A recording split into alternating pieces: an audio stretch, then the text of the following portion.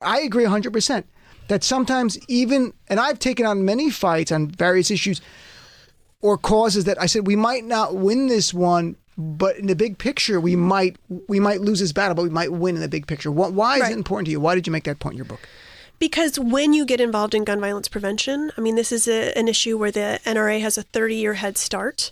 In certain states, it's incredibly intractable, and there's a lot of gains that need to be made to get to a place where you have some skin in the game. And so we always tell our volunteers, you're going to lose. Right. This is a marathon, not a sprint. You're going to lose battles, but keep your eyes on winning the war, ultimately. My favorite example of this is Arkansas. I had traveled to Little Rock several times to try to rally the troops there, as they were only like a handful of them.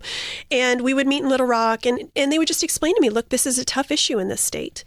And then what happened was that the legislature passed a guns on campus bill. And the governor stood with the chief NRA lobbyist when he signed it.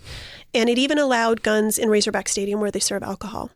And women and moms were so angry in Arkansas that we grew from just about 2 local groups in the state to over a dozen. And we were able to carve out an exemption so that Razorback Stadium could not have guns in it. And then 2 of our volunteers ran for office. One was a professor in Fayetteville. She's now in the State House.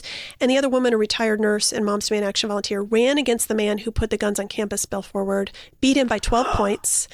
She's now in the State House. This is great story. And then they parlayed that political power into a clean sweep this year. They beat the NRA's agenda in Arkansas, including defeating Stand Your Ground. So they did lose that initial guns on campus legislation, but ultimately, look how far they've come.